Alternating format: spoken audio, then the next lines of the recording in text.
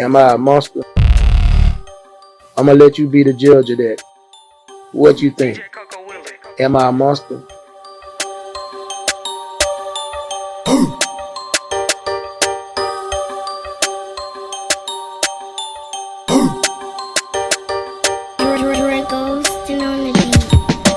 Tell me what you see when you look at me. Am I a monster?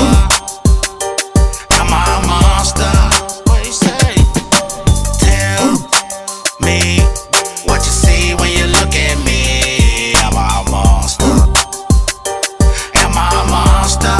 Let me know, let me know. Ay, they tried to bury me alive for 28 summers. They tried to make the whole world think that I'm a monster. They tried to label me a ringleader, that's a lie. They wanted me behind the walls until the day I died. But God seen different, gave me a second chance. Walked out of prison with a plan, now I'm a changed man. Even though I did wrong, but I took care of my people. And I know they're still around if I ever need them. Homicides that I witnessed, but I stayed silent. Witness to the violence, product of my environment. Every prison I done touch, I done left a mark. Good guy in the day, a demon after dark. I done stabbed, I've been stabbed like 23 times. 60 victims in the pen cause they crossed the line. I was ready for whatever, didn't care about a number. Protecting me and what I love. Am I a monster? Am I a monster? What do you see when you look at me? Do you see the devil or do you see God in me? A product of my environment, just trying to survive. Doing whatever it takes to stay alive.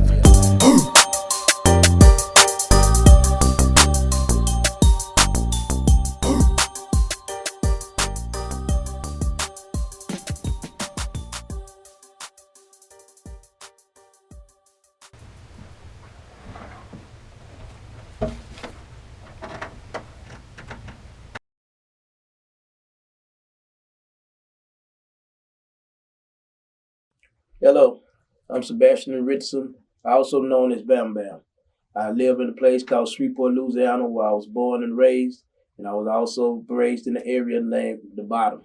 The Bottom was a red light district, and it had a club on almost two clubs on almost every corner. It was one of the only red light districts in Shreveport, Louisiana, that was populated with bars, illicit drugs, and a lot of other prostitution and all types of things because the politicians that be at the time seemed better fit to turn a blind eye to it in that poor urban area for the illicit behavior to take place so that it didn't ruin the whole Shreveport, Louisiana. So I became a product of that. So my life is like an oxymoron and a jumble of a whole lot of things that I'm sure a lot of other people went through just as I did. So let's hear my story and let's see where the comparison come in at. I was born to the union of Howard Richardson, and Ellen Richardson was my mom. And there she, as living in the Bottom, a lot of good people stayed in there, but also a lot of bad things went on down there. She did her best. She sent me to private school. My father got killed when I was 3 years old, and that had a profound effect on me. So I let the negativity took a strong hold on me, and it was actually an oxymoron to be living in such a illicit negative environment and be sent to private school, and that affected my growth, and it caused me to be angry at times that other people were living way above the poverty line, and I was around them every day. And then I come back home, but I still find the poverty all around me, and people doing the best they can with what little they have. And I seen the out in being part of it opposed to being against it because there was no other avenues open for us at that particular time, and people in that particular neighborhood was not exposed to positive things in which you could actually make a living out of.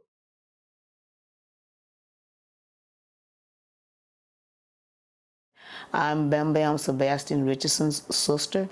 Is Jacqueline Stafford. I'm his eldest and only sister, the matriarch of the family, they tell me. I live here in Shreveport, Louisiana. I've lived here my whole life. I was 63 years. I went to Notre Dame High School, which was a private Catholic high school. Before then, elementary school, I went to Lee's Private, which was a private-owned high school by Miss Maddie Pearl Lee that was down in the area by the police department. I also worked for the police department for 28 years and retired from there 3 years ago. I have one son, Carlos Lamont Stafford. I was married to my husband, John Henry Stafford, for 30 years. I'm from basically from the bottoms. I'm from the bottoms area. That's where we were raised up. We went there when my mom separated from my dad, and we went there to live. And it was kind of impoverished area, but our mom used to always tell us we may have to live here, but we don't have to act like it. And we will not become part of the system there. I remember when Bam was born, we called him Deary for a long time. And as he grew up, he began to beat on things and beat on the furniture. So we started calling him BammBamm after the little boy on the Flintstones. There was a little guy on the Flintstones that had the little club. And that was where we termed BammBamm from, with that, because he liked beating on things as well. BammBamm was a very handsome baby, pretty baby. And everyone grew to love him. But he was always extremely intelligent, even as a small child, and older people was always drawn to him. I think it was his wisdom. He was always told that he was a lot above his age. He had like a mindset of an adult already. He didn't say very much, but it was the way that he always carried himself. And all the older people in the neighborhood was always drawn to him. He had tons of fathers and mothers, and they all just took BammBamm in and just loved on him, because he was just such a lovable person. He didn't say a whole lot, but everything that he was spoke volumes about him. He was just different. He was just always different. And everybody loved him, and he showed forth that kind of love too. He was very caring. He was always a very caring person. He got baptized about 6 times. He received Jesus a lot of times. That I do remember. Matter of fact, just about every summer we went to the country, he got saved. I met a man not too long ago at a church, and he told me, he said, "Hey, I was one of the deacons that baptized BammBamm one of them times." We laughed about it. I said, "Yeah, because he got baptized many times." Then he said, "Yeah." I said, and the Lord still got his hands up on him. Because I was the eldest, I was always at the house. I was not allowed. We were actually not allowed to go outside the yard. We were supposed to stay in the yard. But our mom had to work because she was a single parent. So I had to stay in the house and watch the house. But BammBamm and my brothers would go out, and they'd be going around the neighborhood. So that's why everybody got to know them. And I got to be known as BammBamm and Howard's sister, because they would get out, and they were wrong when Mama would go to work. They get out and wrong when they go and meet everybody. Bam knew everybody. Everybody, and Mama, they did it, everybody. He knew all families. I didn't know a whole lot of people because I had to stay at the house and watch the house while Mama was at work. I guess you could say I was the caregiver for the family while she was away at work.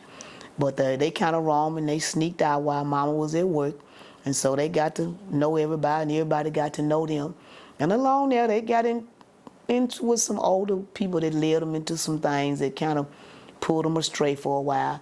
Then they began to get into things, and Mom had to pull back, and as they started getting into stuff, then the courts began to tell us that we had to do something different. And but they were good boys. They were good boys. Our mama raised us well, and she gave us great values and things to follow. Even though we was in the bottom, Mama always told us that we were not going to look like it, because we were not allowed to have our yard dirty. We couldn't have screens hanging off. We kept extra screen to keep the screen doors fixed. We had to keep our yard clean, and that was one of her biggest things. We may have to live here, but we do not have to look like it, and we will not. She fought hard to keep the bottom from conforming us to their ways. She really did. She fought hard to keep from doing that, because we were sent to private schools. We lived in the bottom, but we went to private school. And I know with me, some of the children said we thought we was better than everybody else because we went to private school. And I used to tell them, I don't think I'm better. My mama do. I guess you could say I've been exposed to violence since I was a baby. I mean, you hear the gunshots, you hear people getting shot out there, and especially on the weekends. You hear people out there shooting and running and hollering and screaming. And then again, at 3 years old, when the lady come knock on the door beating and screaming that my father had been killed, had been shot in the back of the head in his car. So, I mean, that's an early exposure. But at the time, I probably was actually actually participated or actually was 8 years old when a friend of mine's an old head named Slim who used to take me around with him and everything like that. Him and the guy were chasing each other around his truck. They said it was over a lady. They were chasing each other around the truck, and as they were running around circles of truck, the guy stopped and Slim kept running, and the dude turned around and shot him and blew half of his head off. And he laid there bleeding, and they had so much blood they had to get the fire department to clean up the street. And then I seen my old head, another old head of mine's, AJ. Guy called him the wrong thing. He jumped the fence, came over, stepped over to the guy, put the gun against his head, and I'm sitting there looking at all of it and shot him in the head. The guy lived. I walked up on Preacher's body. They had me, I went and seen Preacher's body. I came by the guy's house looking for him, and he was in the house dead. Couldn't have been no more than 8 or 9 at that time. I seen an old head of mine used to take me around a lot. I seen him shoot a dude for calling him the wrong thing, and I've seen a homeboy of mine. He wasn't much older than me at the time. I guess if I was 8 or 9, he had to be about 16.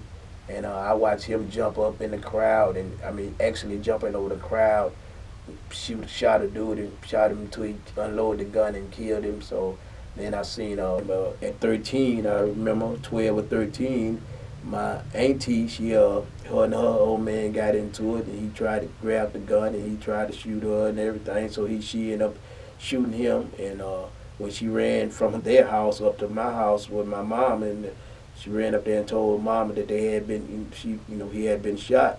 And so my mama sent me down there to see was he all right. So when I go down there, he was laying across the bed dead. So I've been, and it's many more stories, and I probably seen at the time between being 8 years old to probably 15, 16, I've seen at least eight, 9 dead bodies of murder. So it was just, that's the life. That was the life of being in the bottom. It was a hell of a red light district, and there was always something going on. You either had to stand up, be able to protect what you had. The violence was necessary because you had to either protect what you had to keep somebody from taking it, or protect what you love. And so therefore you had to learn, you had to make the decision, which one of these things gonna be pliable to my future. You know what I'm saying? Do I go with being violent, or do I go with losing whatever I got? Because if you can't protect what you got, or you can't keep what you got down there, somebody was gonna try to take it. My dad got killed when I was 9 years old. He looked. We didn't spend a whole lot of time with him. After he and my mom broke up, he would come to weekends and get us, but we didn't spend a whole lot of time because he'd actually come and get us and drop us off at somebody else's house and go on. He was our dad. Bam looks just like him. Most of the stuff I know is what I heard about him or things that he did. He was out there because he wasn't from the bottoms, but he was in the bottom also. They used to call it they had another name for it then. It was down in the bottoms area though. It's where he got killed at. And as a matter of fact, his best friend shot him in the back of the head while he was driving.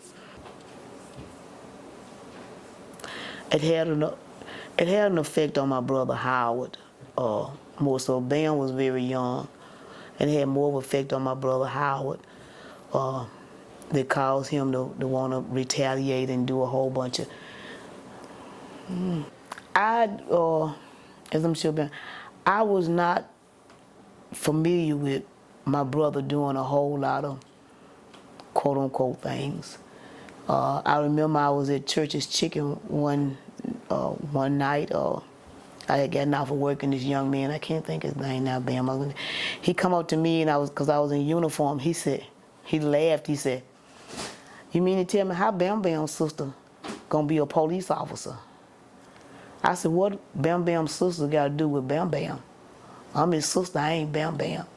And all the people around laughed. And I think BammBamm was a pretty good old guy. He was my brother.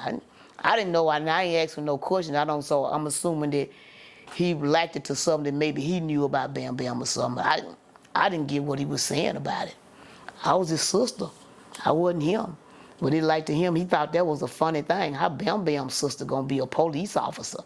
What? And then I remember afterwards, after I got the job, I can see now how, cause I had to go before the chief, and obviously, cause now I'm not knowing all this stuff about BammBamm, all this crazy stuff they made. Like, well, I ain't saying made. The BammBamm was supposed to. But I wasn't aware of all that stuff. And so when I got the job at the police department, well, Bam had been to jail before, after the and all that little stuff. But I never really paid that kind of stuff no attention. Cause for one thing, I knew BammBamm. I knew the heart of BammBamm. I knew both my brothers, Howard too. And I knew the heart of Howard. And I knew that BammBamm was not like that. My brother Howard, and Howard may have been that way because Howard was more experienced with our father's killing, and the fact that it was his best friend that shot him in the back of the head. And I think that had an effect on Howard that caused him to get some crazy things and do some crazy stuff. But I never saw it affecting BammBamm like that. So I knew the difference between Howard's heart and BammBamm's heart. And I know that Bam was, not Bam was kind of like me. I know he was kind of sensitive to people and all. He always liked to do good.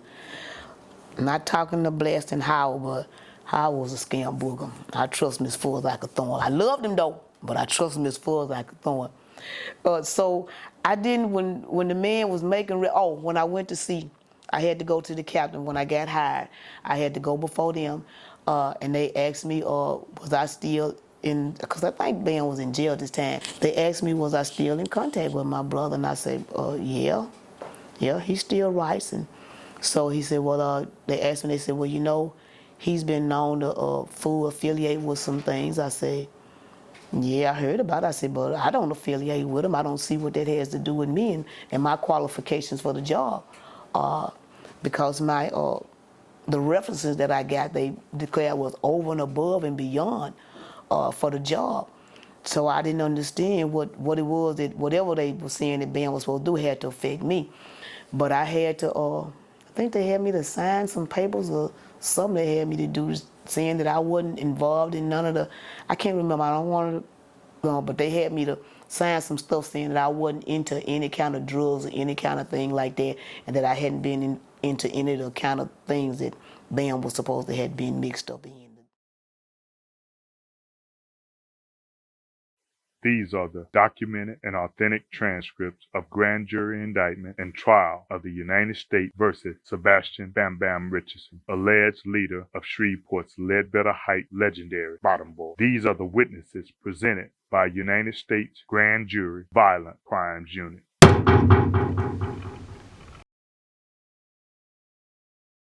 Witness 40, formerly a member of the Bottom Boys. Witness number 40, who was paralyzed from waist down, stated that after violating rules set forth in the Bottoms, BammBamm approached him and shot him in both legs, causing him to collapse and fall to the ground. Bam lifted his head, shoved a gun in his mouth, said, "You know the consequences of violating Bottom Boy rules. Your coward action could have gotten a lot of homies killed.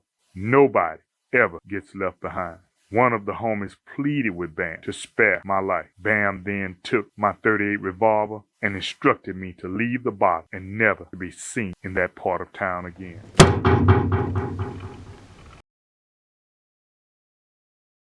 Witness number 53. Witness number 53 testified while out on two opposing bonds, one for $1 million, the other for $1.5 million, stated that he was seen exiting the federal building after a probation check-in. Approximately 1 week later, BammBamm Richardson pulled up to his restaurant and insisted he get into his vehicle and drove him to a convenience store on Pier Avenue, walked him in at gunpoint to a small, dim-lit room in the back, where he proceeded to interrogate me and inquire whether or not I was a rat. He then walked me back out to the car, where he opened the trunk, showed me a trunk filled with high-powered rifle, automatic weapon, and various other guns, including automatic shotgun known as a street sweeper. BammBamm was known to carry a street sweeper. After showing me these guns, he said, "You know what I'm gonna do if I find out you're a rat." and you know I do what I say I'ma do. September 16, 1994, I was 29 years old when the federal government kicked my door in. They kicked my door in and they charged me and 13 other homeboys with the RICO and the VICO. I was charged with one of the leaders as being the leader of the conspiracy with the RICO charge, and I was also charged with being the enforcer in the conspiracy, in which they were steady trying to pin different. They tried to pin 4 bodies on us in the case, and all kind of crazy things. Everything that they had open, they was trying to basically give it to us. Our trial lasted for about 33 days. It took us a year before we could finally get our trial date. So we was in jail, locked up, going back and forth to court for about a year. And then we finally got our time in a year. And me, myself, we was all sent dispersed away from each other. They tried to keep us all away from each other. I ended up going to, a lot of them went to FCIs. I ended up going to USP Florence Penitentiary. I only went to penitentiaries in Supermax. I went to USP Florence Penitentiary. I was at USP Florence Penitentiary for 2 years.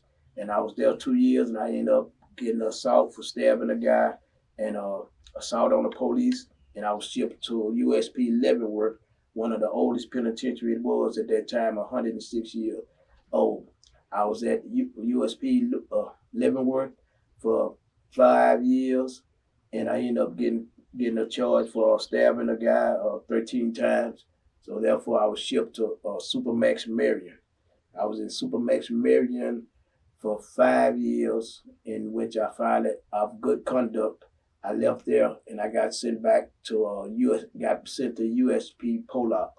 While I was at USP Pollock in Louisiana for about 7 months, then I ended up being involved in group disturbance on the yard in which we stabbed 13 different individuals, and I was shipped from there to Lewisburg Penitentiary. I was at Lewisburg the first time for about two months. I ended up getting assault, fighting on the hallway, and then eventually intimidating a staff member, intimidating and threatening a staff member, and then it concluded with me getting shipped for stabbing my cellie, tying my cellie up and stabbing him, and I got shipped to Canaan. I got shipped to USP Canaan, where I only lasted there 2 months, but I got into it, and I got teamed and got into it with the staff, and they decided they didn't want me there. So I was then sent to USP West Virginia, Hazleton in West Virginia, which is where Whitey Bulger came and got killed. I was on the compound for about 3 months, and then I ended up catching a charge for assaulting the officer while he was choking an individual. So I stayed in the hole 18 months going back and forth to court, and I was indicted for assault on the officer in the process of his duty, and they found a knife, 2 knives in my cell, so I was facing 30 years for the assault on officers and 5 years for the knife. I ended up got 3 years for that, and then I turned around. I was shipped back to Lewisburg that had became a special management unit where they was keeping you locked down 22 hours a day. And so I was there, and during the time I was there, that's when my lawsuit came into force, where they kept me in restraint for 40 days because I wouldn't hurt a mental patient who they tried to put in the cell with me because 5 people had been killed in the 1 year that I had been there because they was taking rivals and putting them in the cell with each other. When one rival killed the other rival, they get the other one life while the other one dead, or try to give a death penalty, and I wouldn't play that game.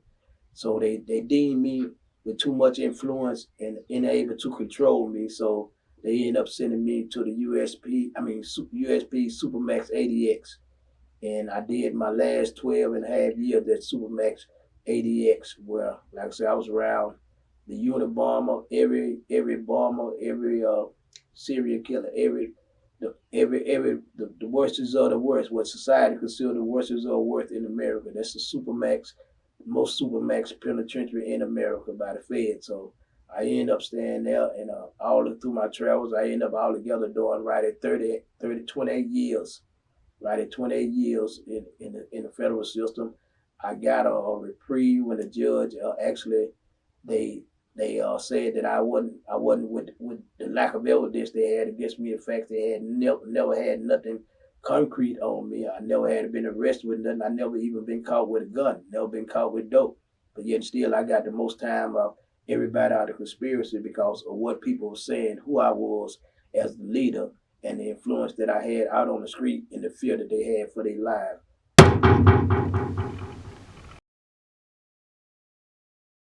Witness number 36 of 112 stated Sebastian Richardson, aka BammBamm, was observed in the middle of Christian Street in what appeared to be a wild, wild west shootout in broad daylight as opposing shooter was fleeing. Co-defender Big Don Wilson, was observed seemingly trying to calm Richardson down due to the many witnesses present. Witness stated Wilson said, "It's too many people out here to do this now." Witness number 46. Witness number 46, also a member of the Shreveport Police Department, known mainly for harassing the bottom boys and relieving them of their money and drugs illegally. This witness stated that his superior officer informed him that the bottom boys had a contract on his head and to be very careful while patrolling that area. He also stated that a call came in to the station that a fire was set in front of the neighborhood convenience store on Fannin Street. He, being cautious, approached the store from the rear of Travis Street. After hearing gunshots, he realized he was struck twice, noting two silhouettes in the direction from whence the shots were fired, one short and the other tall, familiar modus operandi of the bottom boy formation, and took an assumptive ID that this could only be none other than BammBamm and Big Don, rarely seen apart. Witness number 7. Witness 70 stated that early in Bamm's bottom boy years, he witnessed Bamm getting into an argument with bottom club owner of the Silver Dollar. The club owner pulled a .357 caliber gun from behind the bar and made it visible to BammBamm, told him to get out of his club. It is rumored that the argument was over the club owner giving an underage girl dope to sell for him. Bamm left the club, went to the gas station, put gas in 4 gin bottles, stuffed rags in them, came back through the back door, lit the bottles, threw one behind the bar, one in the DJ booth, one on the dance floor, and one in the lobby. As about 50 people tried to exit the burning building, Bamm ran towards the club owner, shooting him once in the neck and a bystander once in the face as the club went up in smoke.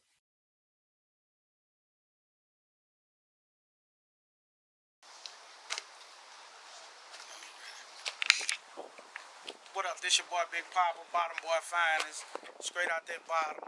I'm here today to talk about somebody very special to me, who I've been around from my neighborhood, and man, it's a crazy story, bro. So I'm here to talk about Sebastian Richardson, aka BammBamm. Man, I was a youngin' running through the bottom, and I used to always come up and down Fannin Street, and I used to see BammBamm. So around that time, this when the ghetto boys had my mind playing tricks on me. So I used to always think BammBamm was Bushwick Bill because BammBamm used to always wear that little funny hat like Bushwick Bill. And I used to hear a lot about him like, man, BammBamm will cut your head off. BammBamm will cut your arms off. BammBamm will do this. So I used to see him, but I used to stay far away from him because I was a youngin' running through the bottom on Fannin Street and I ain't want to play no games with him, you know what I'm saying? But as I got older and I started seeing my dad, my dad was his big homie. And I seen him and my daddy were like this when I was little too. So I was like, man, my daddy hanging with him, so I wonder what my daddy be doing, you know what I'm saying? So as I got older and older, I got to know BammBamm on through the bottom. They left in 1994. It's like the movie just stopped right there and said to be continued. You know, the feds hit our hood in 1994. I was getting out of school. My mom was walking me from George P. Hendricks. We was coming down Fannin Street, and I looked up. It was a helicopter flying over the bottom, and the dude was waving at me like this. So I didn't know what was going on, so I got on the corner right there, Fannin and Christian, and the federal agent was walking up the sidewalk, had FBI on his shirt, and he walked up and said, he had a Coke in his hand, I'll never forget. He said, you want a Coke, little man? I said, no, I don't want no Coke. And It's a lady was on side of me. She said, "You ought to be glad they cleaned this neighborhood up." And like we split it up, it's like it said to be continued from right there. So we end up moving out the bottom to Allendale. Well, before we moved, our house caught on fire. So my mom, she was, everybody, from down here, mama pretty much had a rough life. She was going through some things, drugs, all that. We ended up moving in the shelter in the Providence house. So I went to going to school way on the other side of town, Arthur Circle. So boom, the bottom closed down, everything, years go by. When I'm rapping and I say something about the bottom, everything I'm saying is true because that's what we came through, went through in the bottom, putting the inner tube on the gas meter, stealing water, stealing electric. Not everybody, but I'm talking about us. We had it rough. At them times there, man, the people that really took care of us was gone. The feds done took them. Like, you could talk some bad stuff about Bam or whoever you want to, but I can say they took care of us. They took care of us. It wasn't nothing but love. And I also noticed they only react when people come messing with them or somebody come, you know what I'm saying?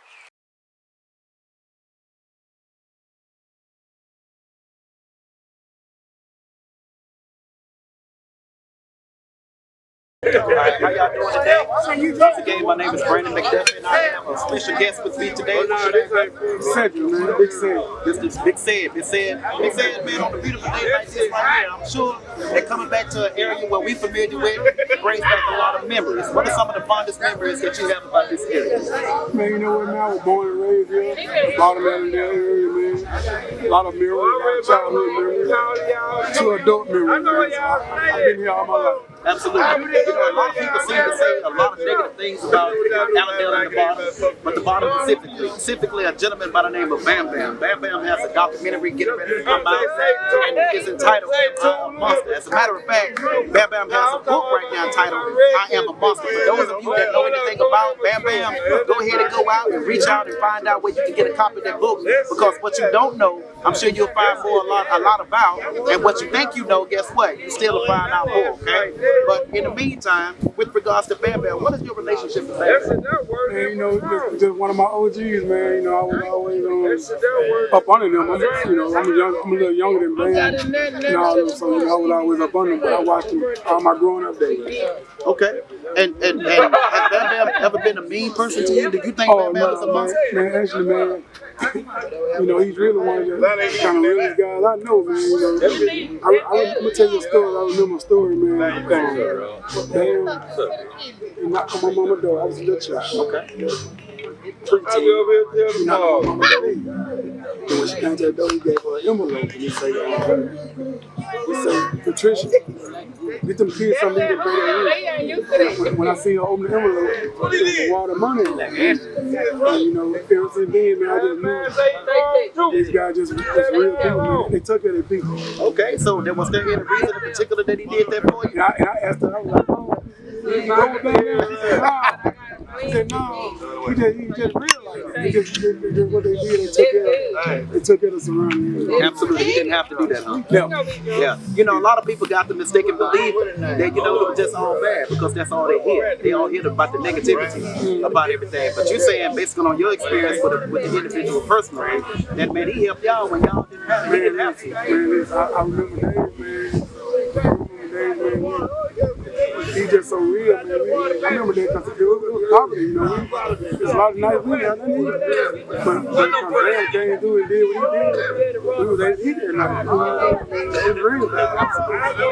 And I got big respect for him, man. So basically, he took care of the neighborhood.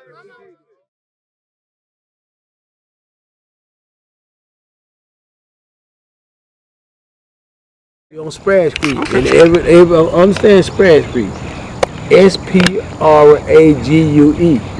That's a French spelling because we are on the parishes. See, when you see Sprague, somebody say S-P-R-A-G, so they can't look up the street. You got to look up S-P-R-A-G-U-E because that is the French definition of it. Got it. My name Sebastian come from French. You see, people, we got parishes. We don't have counties. We don't got counties. It's so much history behind this place of the thing they did because you had to dig this way. But when we started digging our own way, it was opposition. When you dug your own way and we had to scourge all that stuff, People died on the side of them things, with them boats they was pushing that look through. I think if I remember correctly, I think it was like 60 people died within there. Oh, And most of them were black folk. I didn't know that. But that was cause of war. Because you were clearing the land for a better way. Wow. But when we do this, what it is, we're blight on society. Absolutely. We're blight on society because we do not contribute to your financial desires or whatever. Because what we're doing is for our financial, even with us. We used to go around as bottom boy. We go down there and check neighborhood. Police didn't want us to stop violence in the neighborhood. They didn't want us stopping that. When we go around and tell the neighborhood, man, look here, we don't mind that foolishness going on, but them cheering and stuff safe. That's why we in this situation we are now. If you met with them cheering, we gonna come in and touch you. Police were ready to get us. They ain't care nothing about getting them people. Yeah. Because they wanted to exploit that. Because more violence creates violence. You know what I'm saying? If we can keep that violence contained, that's what the whole thing about the St. Paul bottom experiment, keeping all the drugs contained. So now, if you can keep the violence contained to certain neighborhoods, come on, keep this neighborhood. Then police will sit there and watch 10 people. I mean, I watched when I was at Richardson play. I watched them youngsters go up there. I said, man, them motherfuckers going up there. They going to do something. And then, boom, there ain't no police cars going up there to survey the area that been shot up. Okay, then I just got out. And why, if you understand, police actually get on the Facebook and monitor this bull crap. I don't know how to do Facebook. They beefing with each other. So why do you not have, Cooper Road is beefing with Motown? Ain't but 2-3 ways to get to Cooper Road. Why do you not have them monitored? So why can't you catch these dudes while they coming up there with these guns on instead of letting them go do the killing and come there? Yeah. You got a charge right now with the gun. Why would you wait till they go hurt innocent people? You ain't got 2-3 ways to get to the Cooper Road. When you know Motown is beefing with the Cooper Road, if you know Allendale, I don't give a damn any place. They have only one way to get there. Yeah. How can you not have the manpower to make sure that when you see 5 dudes bopping with their head in a car, and you ain't gonna pull them over? Absolutely. Absolutely. Come on, man, you don't care about the people's lives. Yeah. Now you talk about Sprague Street being historic, and and it is. However, on Sprague Street, in Shreveport, Sprague Street is known for prostitution. Talk about that a little bit. I agree with you 100%. Right there used to be the Pendleton. Yeah. Down there further used to be the Castle Hotel. This street here was a line from that end to prostitution. Yeah, prostitution right up there. The transsexual used to be up there at that end of what's called. Everybody got their piece of the thing. But they offered a service. Remember, this service started back when Dr. Yeah. When Dr. left, they still provided a service that had been open to them. People was coming down.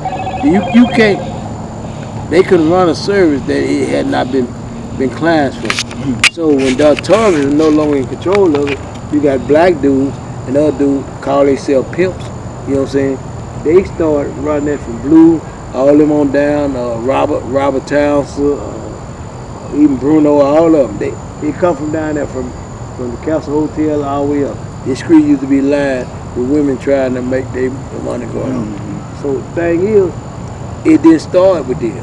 It started with Dr. because Dr. regulated all the prostitution. See, people, it's sad and it's a way of it's kind of like you want to be sad about it, but you want to be proud that a motherfucker would do that much. I would like to believe that I would give my life to take care of my child and put food in my child's mouth.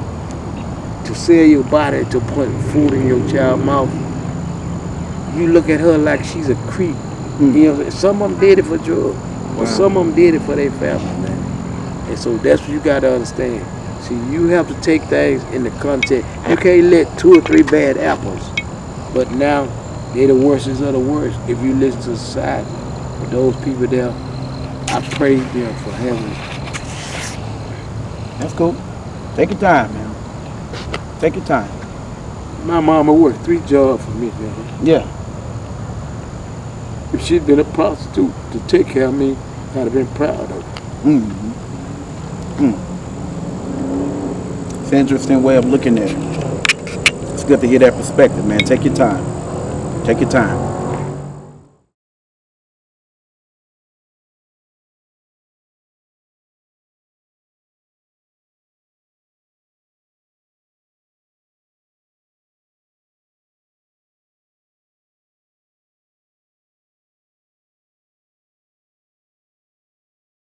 Hi, my name is Chloe Haygood Duplessis, and I'm here to talk about something very special and very exciting. If you grew up in the Allendale, Ledbetter Heights, or Lakeside area, then you want to listen. And if you have friends, family, or you went to school or church in this area, you definitely want to listen. A lot of you may know me from my work with the Duplessis Agency, but we specifically work with creative entrepreneurs and artists. So, if you are from Shreveport Bossier, chances are you know what the Bottoms are. It's a neighborhood, it's a low-lying area. It's right in between Allendale, Lakeside, and downtown Shreveport. It's also a very historic area in the greater Shreveport area.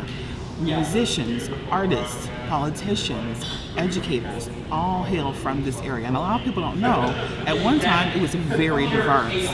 Now the area has seen better days, of course, but we are at a very special point in our history. My family legacy is very rich in the Allendale Lakeside area. My grandfather, the late Reverend Dr. E. Edward Jones Sr., was a pastor of Galilee Baptist Church for over 50 years. He and my mother were opponents of the civil rights movement. My grandmother, Leslie Jones, and my grandfather, E. Edward Jones, actually helped to file the suit, along with many brave others, to desegregate Caddo Parish. So my mother, Carolyn Jones, is our own region's Ruby Bridges, so to speak. She was the first black child to actually integrate Caddo Parish schools at the tender age of 5. So we have an outstanding legacy in this region for civil rights, for human rights, and for being the first. It's one that I don't take lightly and one that I'm quite proud of. In my own capacity, I served as executive assistant for the mayor for Cedric B. Glover about 10 years ago, and I was the youngest person to actually have that position in that capacity. After that, I transitioned and launched my own business, and I've been successful traveling the country, providing information and insight to other creative entrepreneurs and professionals. We have the opportunity through this film to really show the historical significance of not only the Bottoms, but also the greater Allendale Lakeside area, those historic neighborhoods in the city of Shreveport, the oldest neighborhoods in the city of Shreveport. So about maybe 10 years or so ago, through my business, we did a lot of work in partnership with the city of Shreveport for the Choice Neighborhoods Grant. That grant was successful, and over the period of maybe 2.5 to 3 years, we did possibly 60 to 70 community visioning sessions. We actually went into the neighborhood, went into local businesses, churches, and basically reached out to the community and said, what do you want to see in this neighborhood? What needs to change? And how would you improve the area? What resources are missing or lacking? And it was a really, really transformative process for me as a professional, and I think also for some persons in the neighborhood. As you know, this is an area that has been over-surveyed and over-studied to the tune of possibly maybe 6 or 7 different studies at this point in time. So when I came into this project, a lot of people had experienced survey fatigue, where when I was knocking on doors of my team, they essentially told me, what are you going to do different? And do you even really care about this neighborhood? Well, let me tell you what I told them, and it remains the same today. I care about this neighborhood because I grew up in Allendale Lakeside, literally on West Gary and Looney Street, the 1900 block of Looney Street. I grew up there. I was educated in Caddo Parish schools. I attended J.S. Clark and Booker T. Washington High School, Mighty Lions. I went on to college and came back several years later with this overwhelming commitment and desire to do something in my own neighborhood. It was during this time, through my community work, that I was able to connect with then mayoral candidate Cedric B. Glover, who would go on to be the first black mayor for the city of Shreveport. Through that opportunity, I was able to serve for the first term of his administration and interact with persons across the city of Shreveport from diverse backgrounds and ethnicities. And the great thing about it is, no matter where you live in Shreveport, no matter what neighborhood you call home, whether it is, Cedar Grove, Queensboro, Highland, the great thing about Allendale, Ledbetter, and of course, Lakeside, specifically the Bottoms, is that we all have a connection to this small area of town. You have friends there, family who once lived there, somebody worships there, somebody comes back every single Sunday. For a lot of people who don't know that there are over 40 churches in Allendale, Lakeside, Ledbetter alone. 40 churches. So what happens? During the week you may have approximately 6,000 or so persons who actually live in the neighborhood, but on Sunday that number rises to almost 20,000 people. And what does that mean? People are coming back to the neighborhood to worship. That's the importance of faith. Faith was also important in this documentary because you will see the overwhelming struggle that many people have faced. People of all ethnicities and backgrounds who lived directly in the bottoms because, as I mentioned before, it was a very diverse area historically. So the great thing about the documentary is that we're going to shine a light on that, the role of faith, the role of struggle, because without the struggle on the test, there truly is no testimony. So we want to talk about that. We also want to talk about family. I'm very proud of my family's connection to the greater Allendale, Ledbetter Heights area. My mother actually grew up in the bottoms on Butler Street. Now, if you drive down Butler Street today, you'll probably just see one or two houses, and that's it. But this was once a densely populated area that was thriving with businesses, people, churches, you name it. It was also a hotbed for music and for artists. And it's something that we're uniquely proud of. So my family connection to the bottoms is very, very strong. At that time when my mom went on to high school, they moved to the 1900 block of Looney Street and went on to high school. Now, of course, I am still invested in this area. My husband and I own a home in the greater Allendale area, and we do lots of community-based work in the Allendale area. I'm a proud graduate of Booker T. Washington High School, and I often worship at my home church, Galilee Baptist Church. So if you don't have a connection through education, through faith, or through your family to this area, here's why you should actually be interested and excited about the next steps. The future. The future of this neighborhood largely will actually illustrate, demonstrate, and depict the future for this city as a whole. Let me tell you why. If you've been paying attention recently, a lot of you know that a lot of people in cities across the country are really making a focused and intentional transition in attempt to really restore cities' core, the core of cities. Because if you are in a city and it does not have a thriving and bustling downtown and core area, then your city is not going to be all that it needs to be and all that it could be. I'm very excited for us to partner with local organizations, neighborhood groups, faith-based organizations, and amazing people like yourself who genuinely care about the well-being of Shreveport, the well-being of our city, and the amazing story of the bottoms.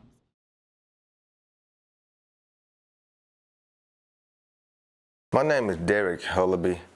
I'm from Shreveport, Louisiana. I'm a graduate of Booker T. Washington High School. I'm a truck driver for 21 years. My relation to the bottom, I was introduced into the bottom about 9th grade, going to high school with some friends. And that's when I met a whole lot of guys that went to Booker T. Washington that was from the bottom. And we went to school together, we hung out together, you know, went to football games together, you know, just hung out really, you know. Go down into the bottom, you know, after school, hang out, shoot the bull, get ready for school the next day, you know. But all in all, the bottom, you know, it's a good place. You got good people. People want to say it's a bad place. It's not a bad place, you know. It's good people that come from down there. When I first went into the bottom, I really was expected to get jumped on, to tell you the truth. But as I looked around and seen how these guys operate, you know, they're just everyday people, you know, good-hearted, you know, don't take no crap, you know, but when they talk, their words were real, you know. Once I got to know them and got relaxed, you know, it's just another extended part of my family, you know, and I love going down there. Oh man, it's just the friendship, the bond, the conversation, the love, I mean, the respect, you know. What you didn't have or needed, you know, you ask somebody, they'll give it to you. You know, if they didn't have it and they ask you, you give it to them. It was just family oriented, you know. Nobody went without, you know. that's a family, a neighborhood family that I don't think is even exist in Shreveport, Bossier. Just the connection that them guys have down there. I mean, it's just unbelievable. I mean, they argue and fight amongst each other, and they rap back friends, you know. So it ain't, you know, they get into it and they fall out and they stay falling out. Now that ain't how it's gonna be. They're gonna come right back together as family all over again. When I met BammBamm, I was down in the bottom, and like BammBamm do, he want to walk up and pat your pockets. Hey, what you got in your pockets? Like, man, what you talking about, man? Get away from me. You know, BammBamm, he like the pocket check, you know, because that's who BammBamm was back then, you know, pocket checking. But yeah, that's my first experience with him. And then, you know, as I ran across him more, you know, I know BammBamm like to shoot them dice, you know.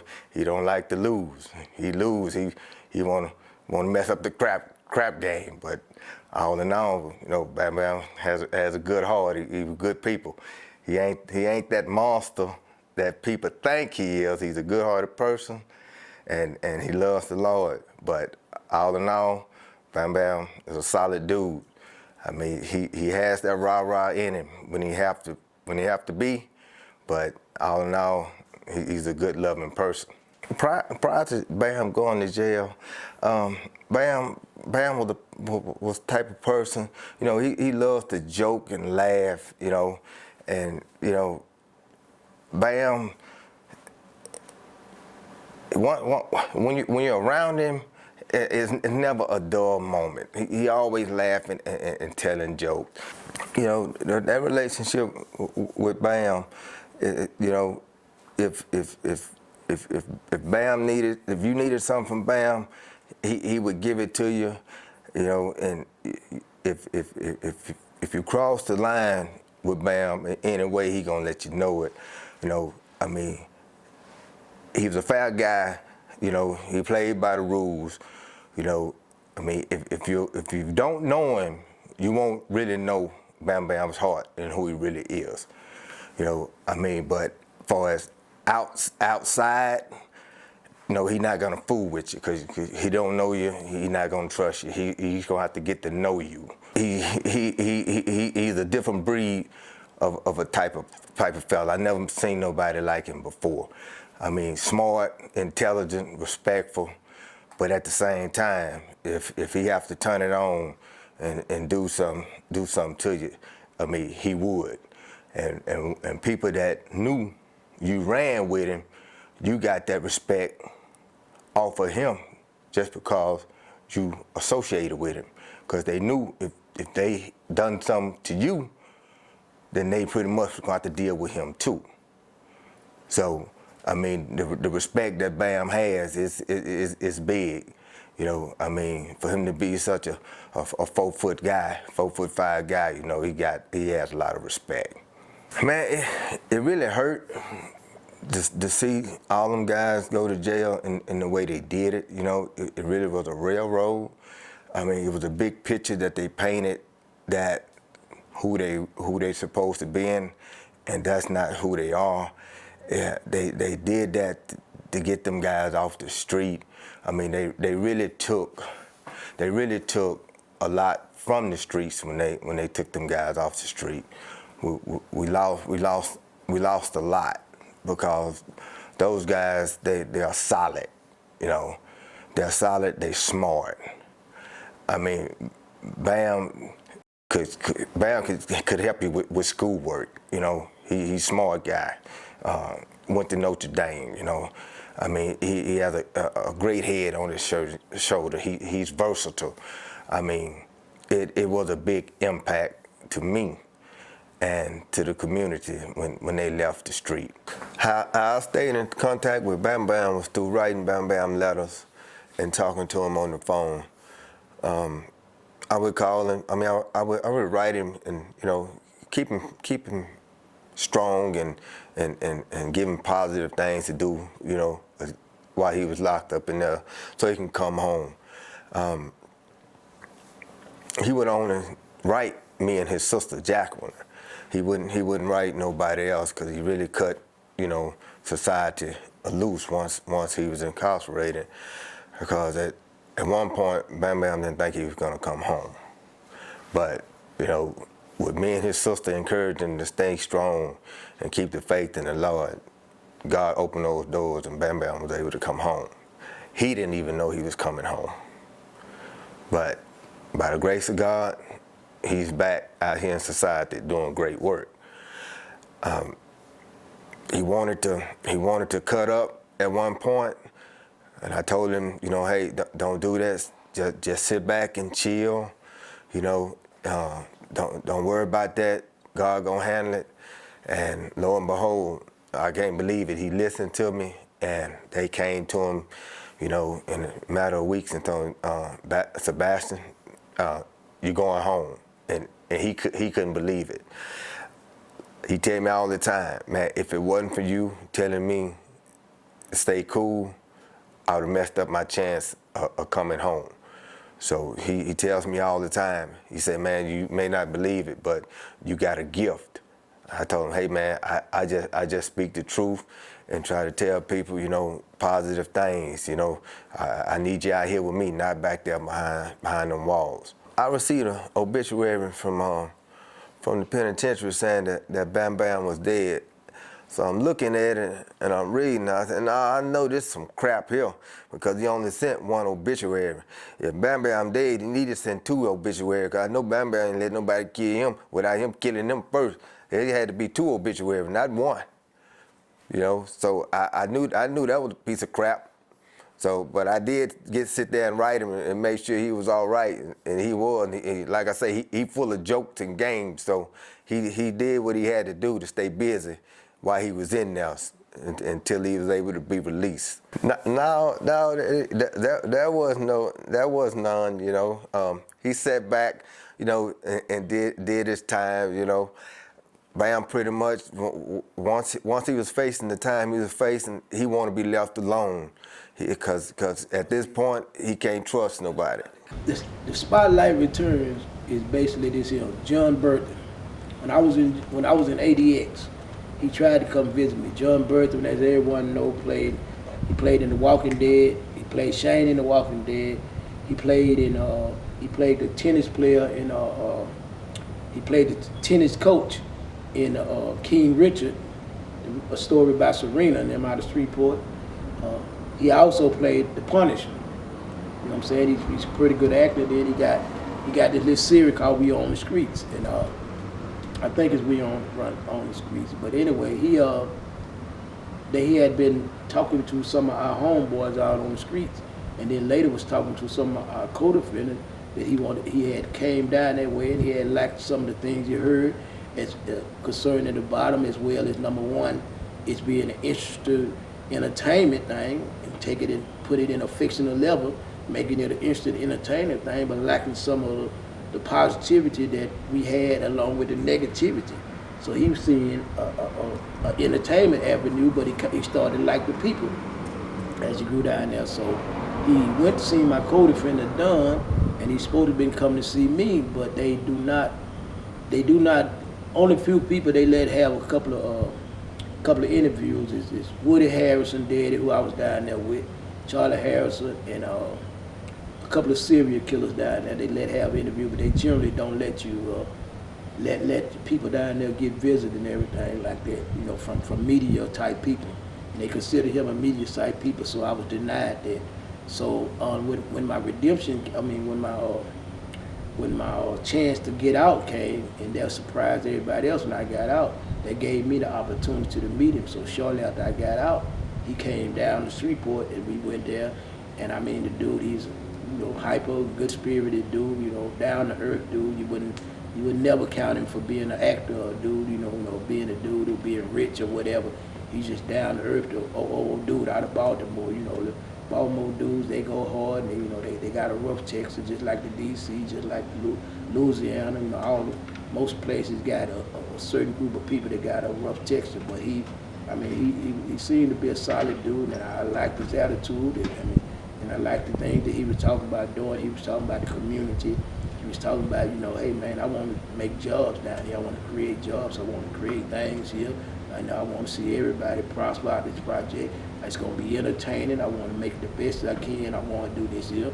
And this is what I want the best from everybody on it. And I kind of like jive with that there because I like it. I want the best too. So anyway, after me and him got, but my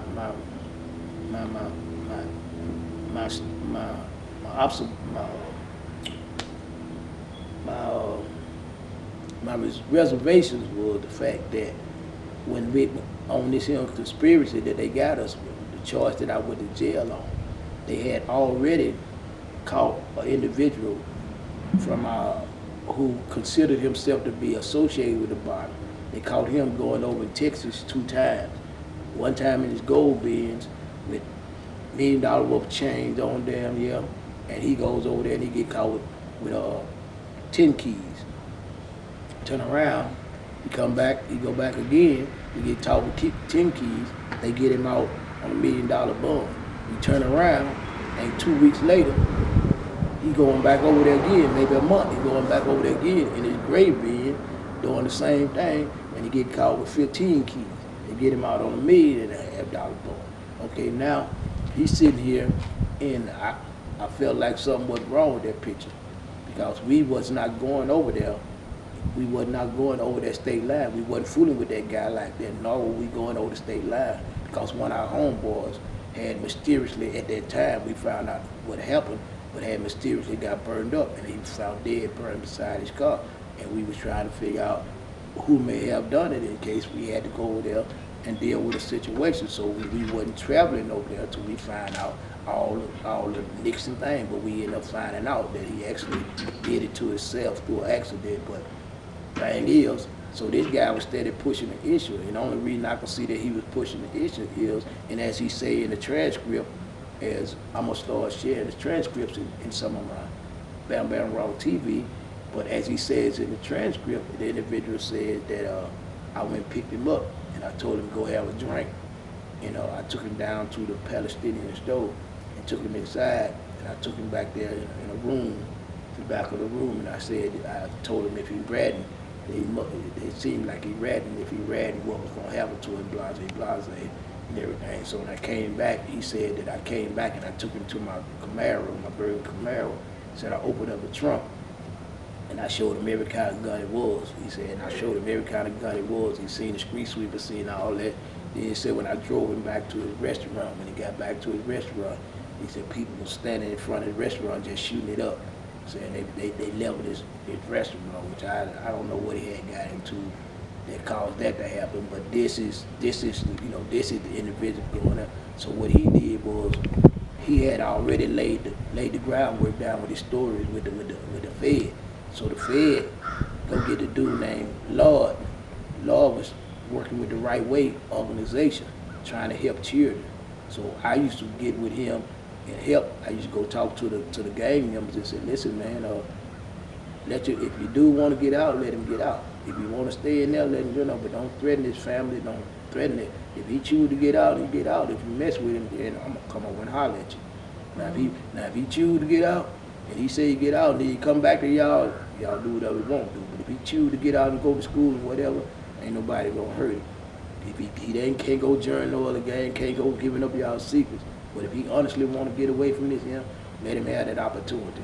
So we had an understanding. So because I had that understanding, Lord, I used to go around with him. We used to get donations. We used to do different things. Jim Brown came down here.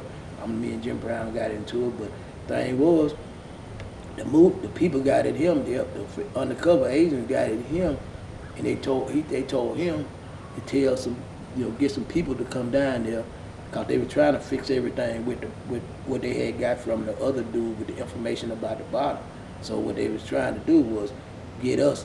So they got us down there, and he's telling us, listen, man, Jim Brown's supposed to be gonna take some of us to California to be in part of this Stop the Violence program and everything. He said, but man, I need some people to help me to get this grant, man. So going on, I said, yeah, we'll go down there and talk what we need to talk about. He said, well, we just talk to him and tell some stories and going on how blase and going on and how we need help in the community and the violence and everything like that there. So we go down there And so now it turned out they was undercover agents. And so what they did was they couldn't get us to say what they wanted to say. So what they did was they took a lot of our stuff out of context. 'Cause we was like, man, that's most of the time we were like, no, that ain't what we do. That's not what we don't fit the format of no gang because we're not a gang. We're a community. We're a neighborhood that raised up with each other. So they was having trouble. So out of all the video that they had, they actually could only use a certain amount of it. So it wasn't as explosive as it was, but it was just something they added on to the information with all the other stuff that the guy had supposedly got, which he had lied on 90% of it. And the latest part of it was when they was interviewing us and seeing us and asking us different stories, we wasn't getting the answer. The one dude actually got up on the stand and he said, man, the dude sounded like a street gunman, and that's what he had said about me. And the girl who the undercover agent was going by the name Tina Sanchez, she wrote me a letter. I tried to bring it up in court. She wrote me a letter and sent it to me. She said that you're not who they think you is, and you really care about your people, you're doing something. So she wrote me a nice little letter, so they got you wrong and everything like that there. So now, when we called her as a witness, they said that she was in a covert operation that to go in and try to get her out to come to trial would endanger her life. So we took it and we tried to put the letter in that evidence. They said because she wasn't there to verify that she had wrote the letter and everything, she couldn't be questioned to verify the authenticity of the letter, that all they could do was keep the fake movie name letterhead on there going on. Because the reason they didn't show her there because they showed me and her coming out the bathroom one time, and I didn't know that at that time, but they was questioning her about our friendship and our relationship and everything like that. So she basically, I don't think she would have been a plausible witness for them. So that's why I was apprehensive about the movie people, because the movie people had to pull crap at us once before and turned out to be federal agents. And so that's why when he was talking about this here, I was like, no, that dog had already bit me once before. So I got to talking to him and everything. But one of my things was, hold on, I ain't doing nothing legal now. I'm not doing nothing legal no more, even though I wasn't doing what they were saying I was doing. I was still in illegal activity at that time. But at this time now, since I've been out, I mean, I ain't deal with no drugs, I ain't shot nobody, I'm through with that. Whatever I get, I'm gonna get it done this way. So that was my reason for the apprehension with the movie people. When under the spotlight again, I didn't want to be under the spotlight, because the spotlight was sitting in the penitentiary for most of my life. Well, the reason the book is written and it's titled Am I a Monster is because that questions bugged me when I was in the cell. I was in the cell, I went through all the stuff that I did that was positive and negative. And I tried to weigh them against each other going on. I didn't think that I had the right to make that decision. Although I've been involved in a lot of violence. I've helped a lot of people. I've bought children's clothes. I've paid people bills and everything. I've stopped more stuff from happening in Shreveport than I let happen or I participated in. So in looking at that and looking at the environment that I come from, I think that should be included in whatever decision making somebody doing, because if a man grew up, a child was exposed to that kind of violence and everything, and he acted out that violence, that would seem basically only natural. The question is, why let that environment be there for the child to grow into? Why not have something social stuff down there to help prevent that child from picking up these negative ways, you know what I'm saying? Invest some money into the community and going on and help this child do something different. So the question could be, am I a monster? Or are the people monsters who created me by allowing that kind of situation to exist in a child, in a neighborhood?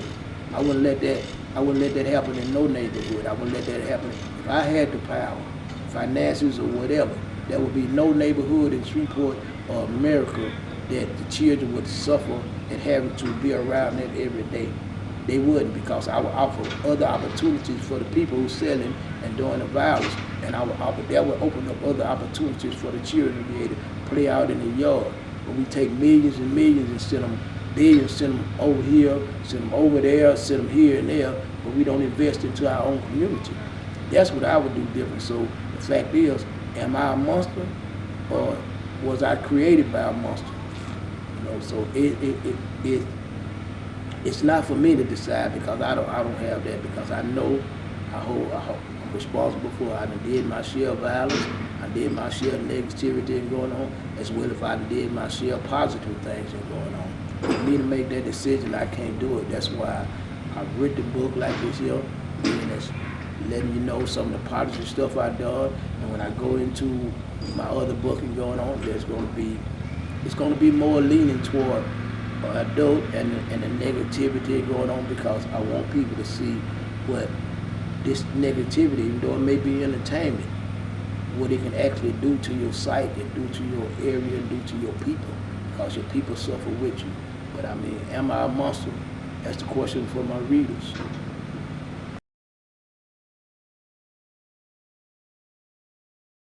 My name is Orlando McDay. They call me Yandy. I grew up in the Lakeside. 52 years old, and I've seen a lot in Shreveport. And thank God for me being here on today. But just want to tell you that I am now a pastor. I pastor Long Spring Christian Church. I've been pastoring Long Spring Christian Church for going on 8 years. Been saved now 22 years, and so how I've come to meet Sebastian Richardson by way of James Gaston. I heard a lot about Sebastian Richardson, and I remember the first time that I met him, I was very intrigued about it. I heard so much about him, and this guy named BammBamm, and just the things that he have done, you know, and so, and I heard of his reputations, and also me growing up in Lakeside, me having a reputation of my own. Well, when I finally met him, I met him down on Fountain Street one day, and down there hanging out with James Gaston. And I remember this little short guy turning around and asked me what I was doing down there. And, and he asked me who I was, and I said, "Who are you?" And he said, "I'm BammBamm." I said, "Well, they call me Yandy." And but through that, we got a real tight relationship going on. And so one thing I remember about BammBamm also, how BammBamm, I always looked at him like a protector. I looked up to him, again, like I said, me being from the street myself, I also looked at BammBamm as a protector. Growing up around him, I remember an incident I had got into it with this guy, and BammBamm found out about it. He would not let me do anything for us trying to get in trouble. He would always have my back. And so I remember I was finna go get this guy, and Bam came and interceded on my behalf, you know. And he interceded on my behalf. And so I just thank God. I thank God for me knowing Sebastian Richardson. I even think about now the life that he has changed. I remember when he had got incarcerated, I had heard about it. It kind of messed me up, you know, to know that my good friend Sebastian had been incarcerated. And through a lot of prayers, you know, continue to pray for him. I never did get a chance to really keep in touch with him. And but even the fact that when he had got out, I wanted to be the first one there to be there for him. You know, and so as he's getting out now, I look at the work he's done, you know, and how he's helping people. I mean, when you're talking about a dramatic change, I'm so grateful for the man he has become. One of the most impressive things I heard about Sebastian, when he got out, I knew he was gonna make a difference. Just by the person he was, you know, and I'm again, like I said, when I picked him, I remember picking him up for the first time. I think he got out in July, and he just made a year. But one thing when BammBamm got out, Bam had a respect that, and I'm not taking anything from nobody else in the bottom, but Bam was always, it's just something different about BammBamm. Bam, and I'm not saying the rest wasn't real, but like one thing about me, I don't really hang around a lot of people. Just a very few select I even hung out with when BammBamm was one of the one. But one thing I loved about BammBamm, he was very real. Bam always spoke his mind. If he said something, he meant what he was going to do. And so even now when I look at BammBamm, Sebastian, even now I'm not surprised by how his life changed. One thing about Sebastian, he's either all the way in or he's all the way out. If he's for you, he's for you. If he's not, He can't fake. I've never known him to be a phony or a fake. But that's one thing I can admire about him. So when I look at his new life, how he's out now, I see him feeding the homeless. I see how he's in church, devoted now to his wife, even just devoted to trying to help the children not to make the same mistakes that he made. And I really admire him for that. The ministry that he's not, trying to do, you know, and even how he's an advocate trying to help the people that's locked up in prison. And so he's always had a brilliant mind, you know, and I was always grateful to be connected to him. I always saw him as a person that was going places, especially when he got out. Just kind of remember an incident about before he got where he was. Sebastian and I, well, let's just say BammBamm, we used to like to switch up cars. And I remember one incident where I was driving his vehicle and ended up going on the street called Madison Street. Well, back then, everybody knew BammBamm. When Bam came on the scene, people started hiding their stuff because they knew Bam, when he was coming on the scene, he was gonna come take some stuff. Well, when they saw the vehicle, and I walked, these were my friends. When they saw the vehicle, everybody started looking around like, man, what's going on? Well, there go BammBamm, cuz, what's going on? And I'm just laughing, driving that car, and they were like, man, you know BammBamm? I'm like, yeah, that's my friend, you know? And so again, you know, the thing about BammBamm, if he was your friend, he was your friend. And if he was your enemy, he was your enemy. But the thing about it now, I look at how now he's taking that mask off, and he's just totally different. The person I see now, he's really transformed his life. The person I see now, just like he would die for you then, I'm looking at him really sending the same cause of his life now. To the point, Bam, we talk a lot. Yeah, Bam, we talk a whole lot over the phone, and oftentimes he would share his ideas with me, you know, about what he's doing and, you know, his future plans. I really, like I said, I admire him so much that I even suggested, Bam, you need to get some security. Oftentimes when you see a person fighting for the rights of other humans, and you know you have the powers that be that try to eliminate people from doing good.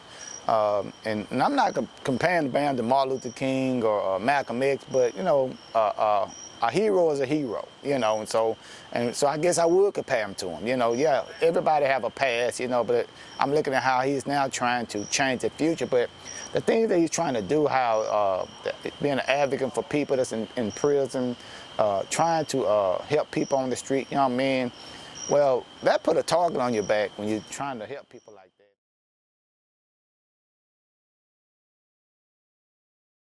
My name is Brett Rogers. I grew up in a middle-class manicured neighborhood, Huntington Park, west side of Shreveport. Got involved in things I shouldn't have been involved in just due to a bad household and upbringing. They used to call me Little Oak. Then I did music. They called me Fatal Image. And I'm pretty much as far as you can get as a white boy in the streets of Shreveport. I got pretty much as deep as you could get. I'm a prime example that if you ignore what's across the tracks, that it'll come and sit on your front doorstep.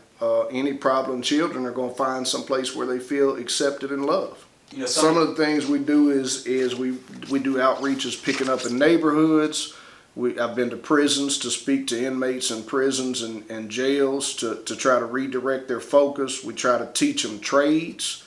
We try to uplift them and just keep them on a straight and narrow path and give them tools to be able to succeed in life. Man, being deep in the streets and realizing that I was a visitor, and I didn't realize it for a long time, but once upon a time there was a story where I was 17, the first time I realized how much of a visitor I was staying at a friend's house in Lakeside, and it became bedtime, and they started putting the mattresses up against the wall. And I was like, why are we putting the mattresses up against the wall? You said we're going to bed. And he was like, man, Lakeside, the Bottoms and Hoovers have been into it for the last 2 weeks. These apartments have been shot up every night for 2 weeks. And that was the first crashing reality that I could go home to Huntington Park and would rep, man, nobody better not do nothing to my mama's house. I'll burn down the whole city. But in actuality, I'm staying here and going home when they don't have a choice. And it was just a strong reality check to me for the first time.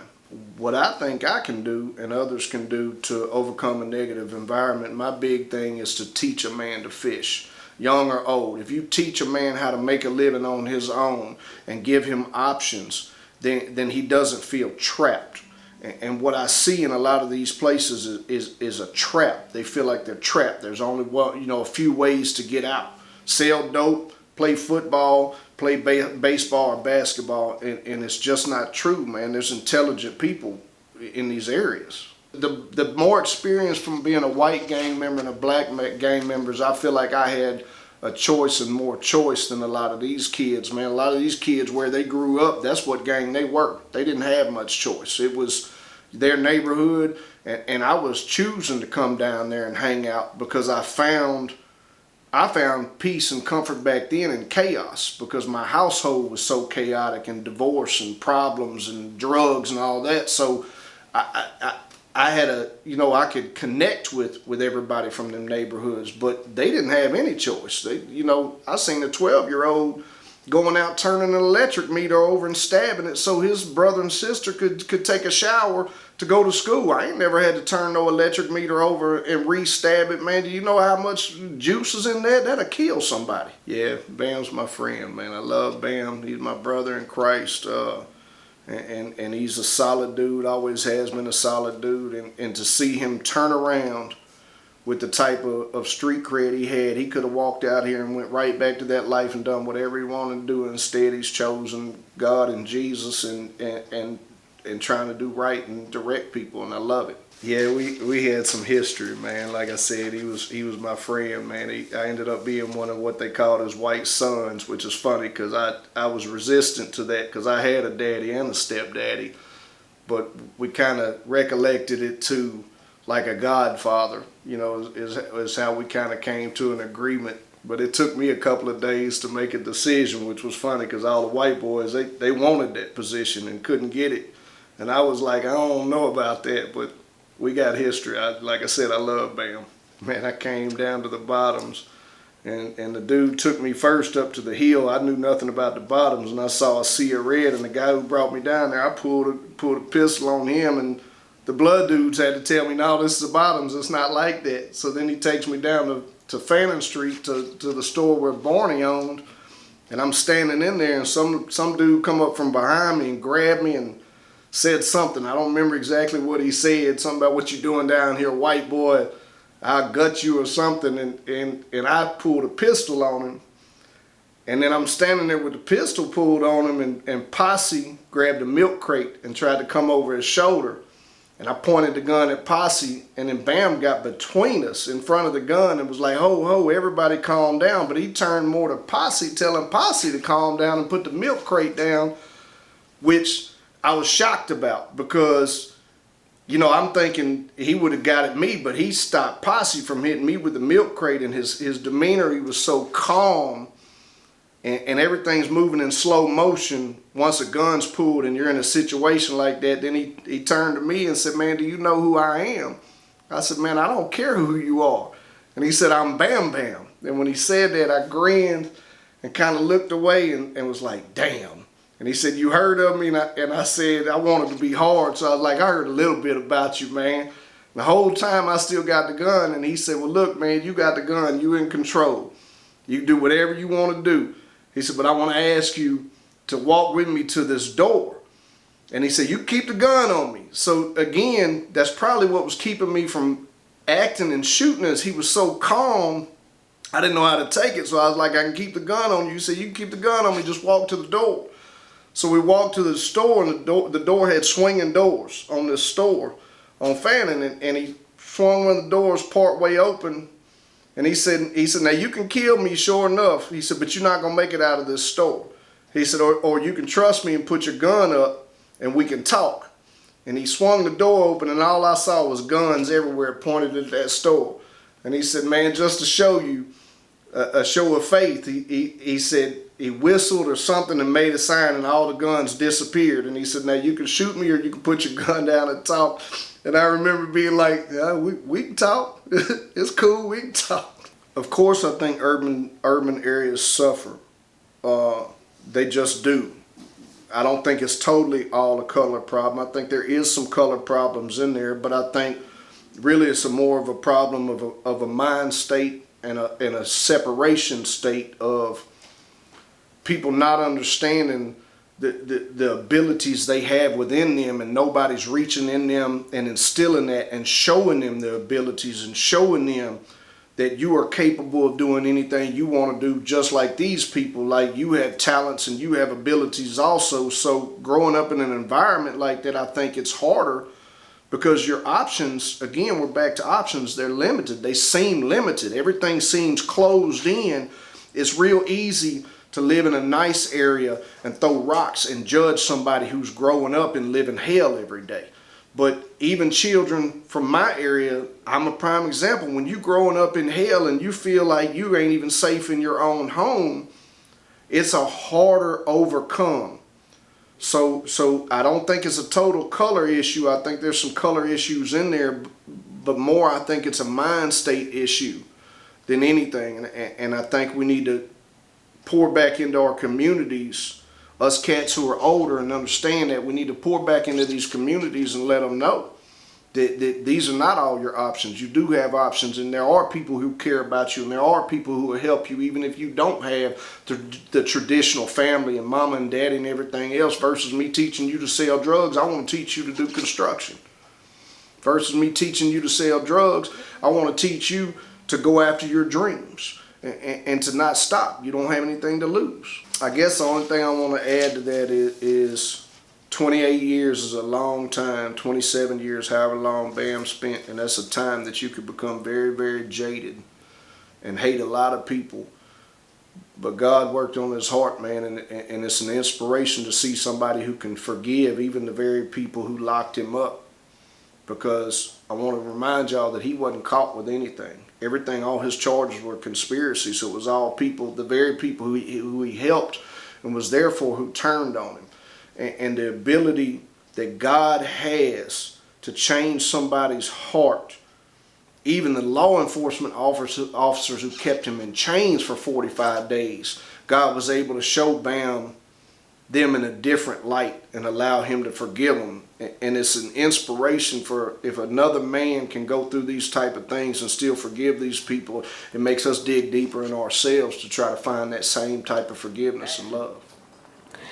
The difference between how I see Bam now and what he's doing now, to be honest with you, is no difference. Because I see the same heart that he had before he went to jail. I see the fact that feeding people, going out, he was doing that before he went to jail. He was feeding people, giving people, anytime some folks, the people in the bottom needed something, little children needed something, he would give it to them, he'd feed them. So to me, looking at where he is, what he's doing now, he's doing it out free. Whereas before he went in jail, he was doing it, he was in the quote unquote game or whatever it was, but he was still doing it then. He was still buying children tennis shoes and getting supplies for them to go to school and helping the old folks. So that he was doing that. So when I look at it now, the thing that I see it is with now he's working in ministry with me. We're working together in this thing together. We're trying to get stuff done. But he still had the same heart before he went to jail. When he was supposed to be out there in the street doing whatever they say he was doing, I never saw him doing. All I knew was the heart that he had to always want to help somebody. So when I see it now, all I see him is just shifted from one location to the other one. Just shifted, and now he's out here working in ministry with me, doing what I believe God has called him to do. But he was doing it before. He was helping people before then.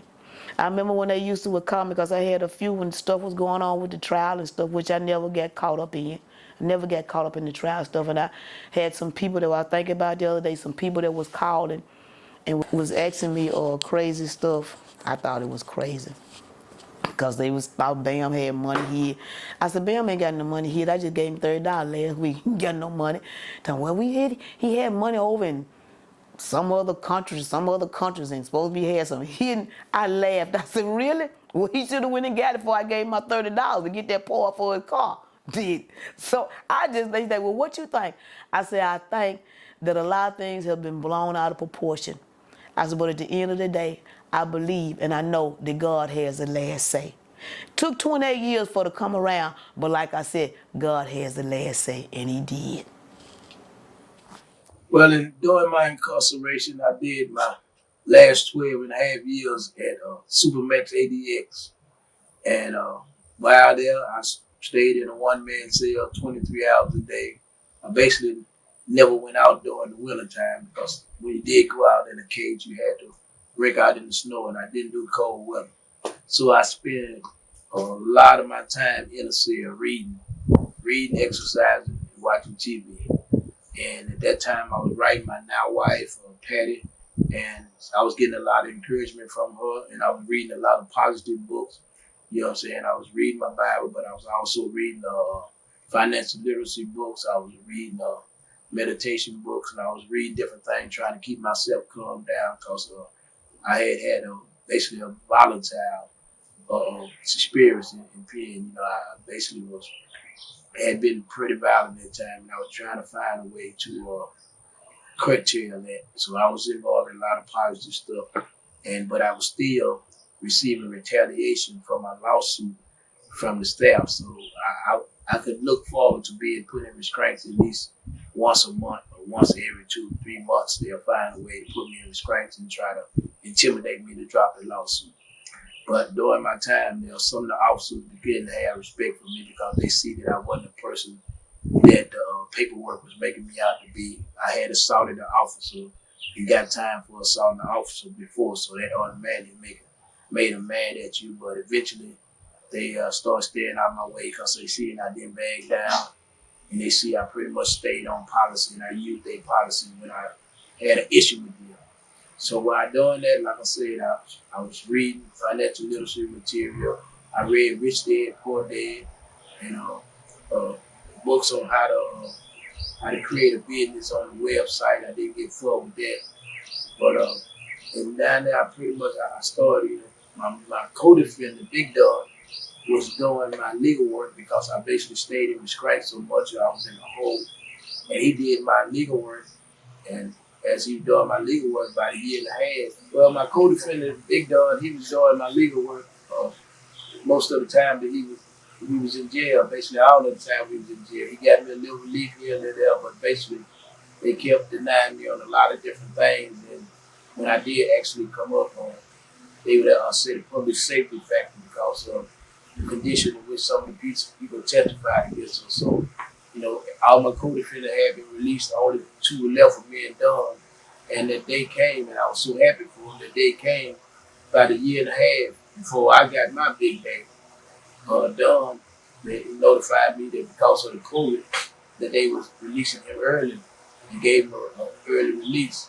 And that was a blessing. So they let him go. When they let him go, it was like an oxymoron. I was so happy for him. It was just like a part of me was going home. But also, I knew that would be the last of my legal work. Anybody put in anything for me because I did fool with other people about my case, you know. So I figured, like I said, okay, well, that's it. Then, you know, I'm in here for the rest of my life.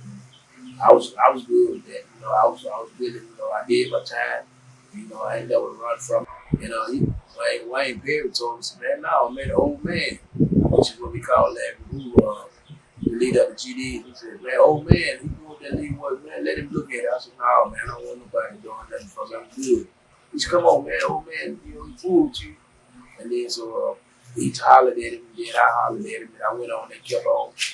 He kept on asking me to let him go and do it, so he filed it for me and everything. But so I'm sitting there enjoying the time, you know, accepting my time, doing my exercise, reading my Bible, reading my books, and I'm basically just like when my co-defendant went home, I'm like, that's it, you know. And at least me, I was trying to figure out how to tell my girl at that time that I wasn't never coming home. I had already told her that I got a lot of more time in front of me. I said, I'm pretty dead.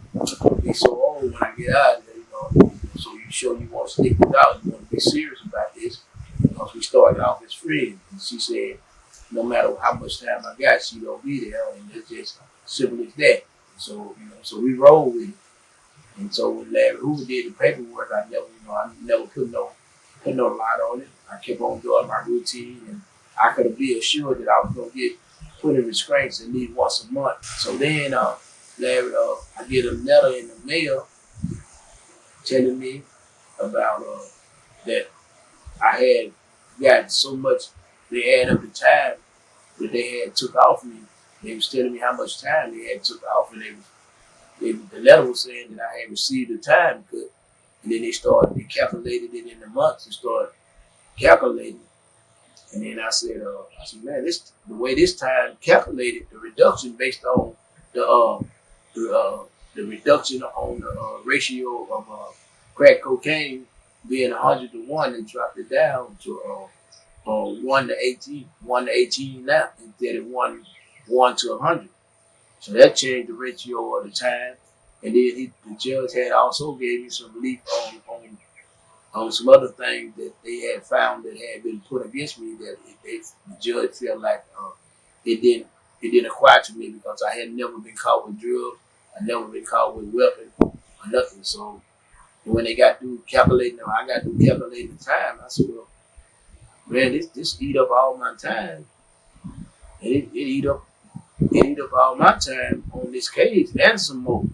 But I caught these other times, so I'm sitting here thinking about, okay, well, I caught this other time I caught, still gonna keep me in jail for probably another 12, 13 years, even if I get released on this. And then that's when Larry Hoover, he was telling me about going on. He said, well, if they try not to, if you caught them with charges in the Fed, so it's still a felony charge, so it should be, they should add it they should add it up with that.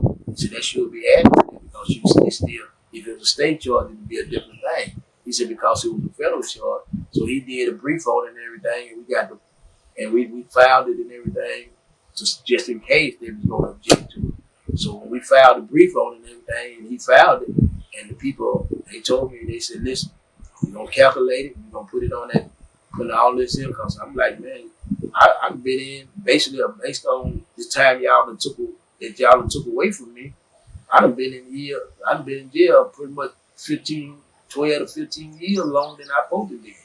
So they gave me the time, they gave me extra time. I'm thinking they're gonna take a long time, but my argument never got past the records. When it never got past the record. It didn't have to go to the court. As soon as we presented it to the records, before we presented to the court, the records, they said we taking care of everything. So I'm still looking for what the trick is, because I never, every time something like that happen, I know they'll come at the last end and say, well, now we made a mistake, and then get back in the cell. So I would not let my hope get up, but I was elated, but I had to be careful not to get my hopes up because I had been disappointed so many times before when they didn't knock me down. They took 2 bodies off the case, off my case, off me, and they only took 6 years off.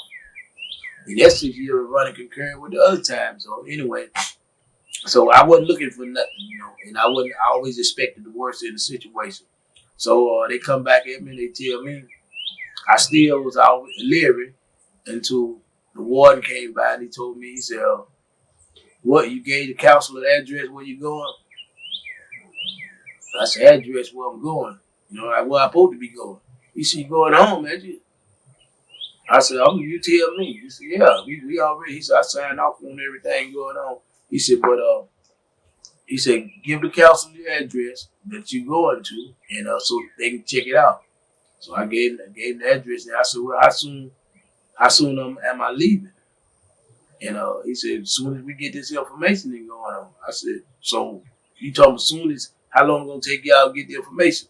He said, as soon as the council, you give them the information, they go call it and they find out. So I heard him get a counselor my sister's address, and then the warden, they took them back 5 days to get everything set up. My sister didn't want to come get me, but they wouldn't.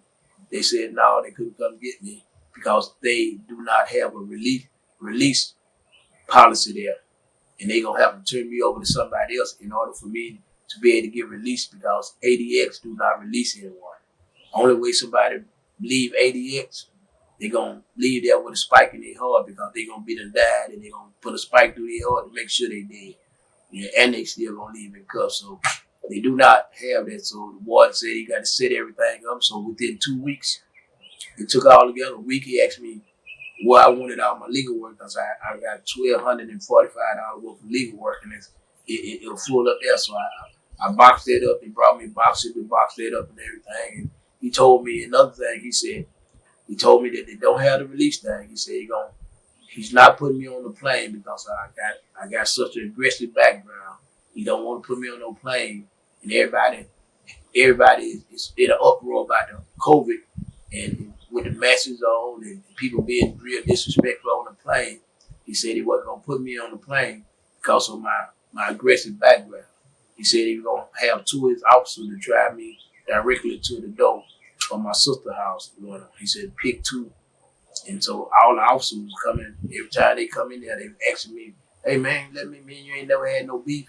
Let me be the one drive you, man. Let me such drive you. But I picked the rec officer because I know that the rec officers was two of the officers that I know had never teamed me. And I didn't want to take no chance on being in the cell with somebody who I knew had teamed me once and I lose my temper and retaliate. So I didn't want to risk that. So I just got some people that I know had never been part of the team when they came in on me and sprayed me and shot me up.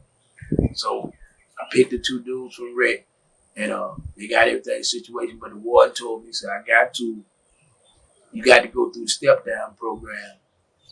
And I said, step down program. Now that's what I knew. That's what I figured to catch. That's like an 18-month program. He said, you got to go through there. I said, how the hell I got to go through there? You just told me I'm finna leave in the next week or something. They said, well, we're going to put you over there. We're going to put you over there for about a week. And then we're going to release you over there. And we're going to send you over to the USP overnight. We're going to put you in a hole over at the USP overnight. Then at 3 o'clock in the morning, they're going to come get you out of the hole because we can't put you on the compound because you're still a max high. Your security level is too high to go on a regular compound.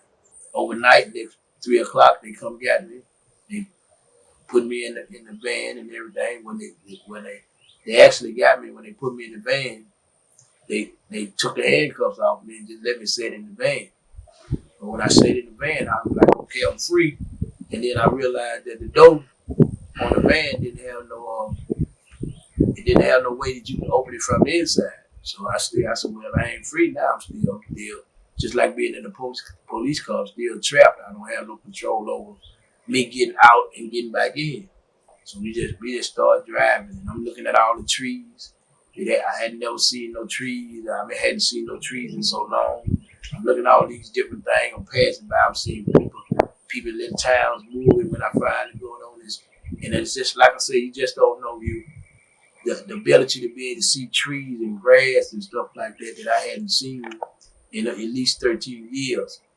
And one of the reasons for that is what people don't understand is because of the high supermax that I was in, I always was in a box. So now I'm just surprised looking at all the trees, looking at all these new cars.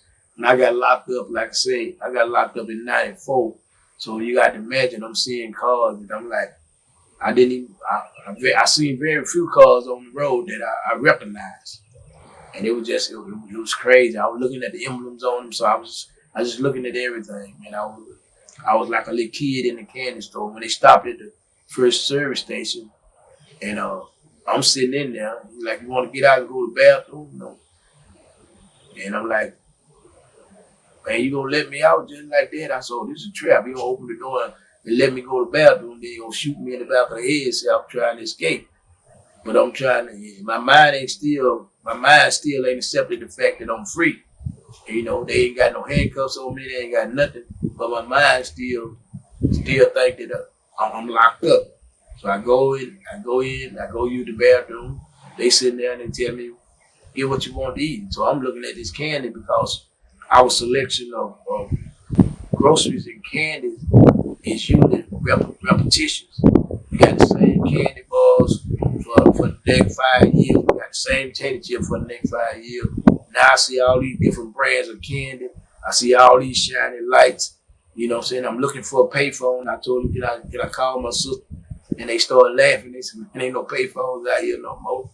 And I was like, well, how am I call my sister and let her know I'm coming? And then they got their phone and they called my sister for me and they told her where I was and how long we gonna be there. And my sister said, okay, well, we throwing a party. We gonna cook down at the church and y'all welcome to stay and come and everything. And they said, well, no, man, we can't, but we gonna get him there. And so now I go to the bathroom And I use the bathroom. I'm tripping in the bathroom. When I go in the bathroom, I'm looking around for how to flush it. And I'm trying to look. I said, I can't leave this here just in this toilet like this, So I'm trying to figure out what's going on. Then I walk out. I walk out to go. I'm finna ask somebody how I flush this toilet. As soon as I walk away from it, it flush.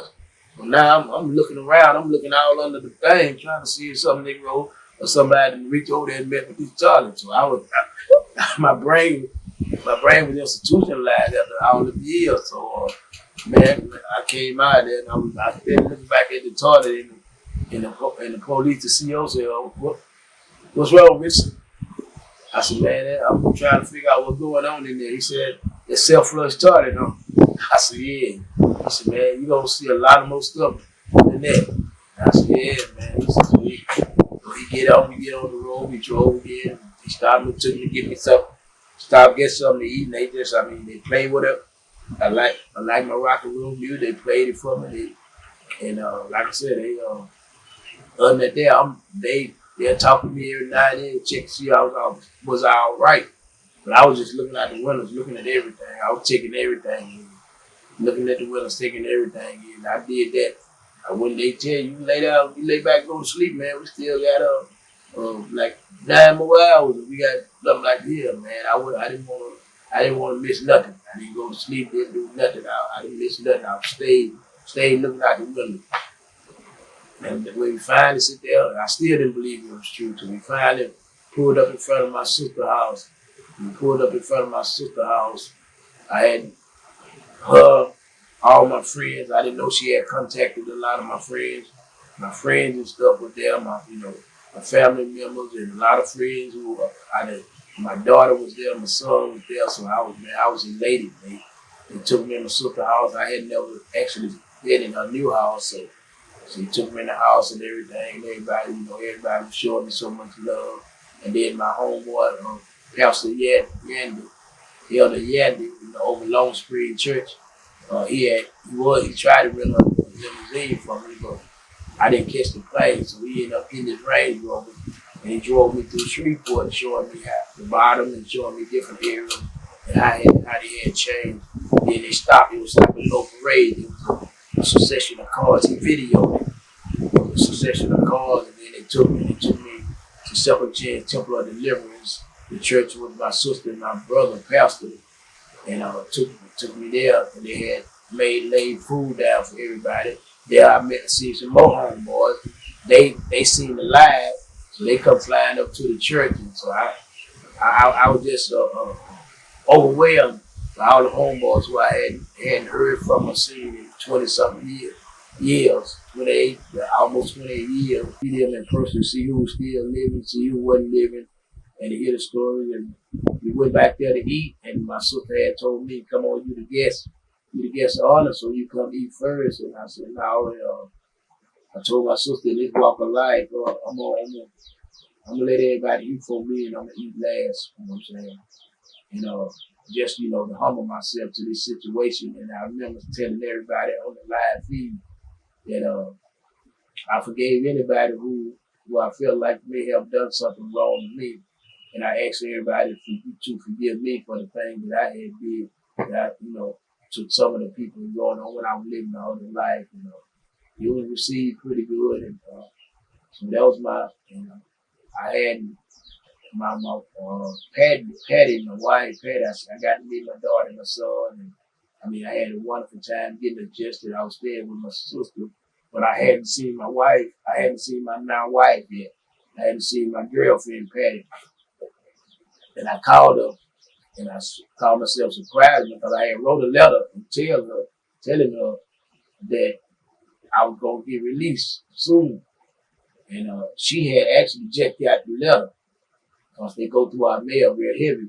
She had actually just got the letter, and I called her and I told her, "How you call me straight through? I didn't have to." I said, "Because I'm at home. I'm at my sister's house." She's like, "No, yeah, how you did that? How you do that?" I said, "I'm telling you, I'm at home."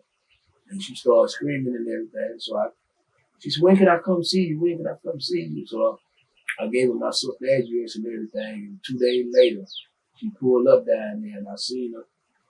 And I'm out there. She's supposed to be coming, and she ran a car, and my sister done prepared a meal for us, and she wanted me to prepare the meal, and she got the house set up real good, table set good.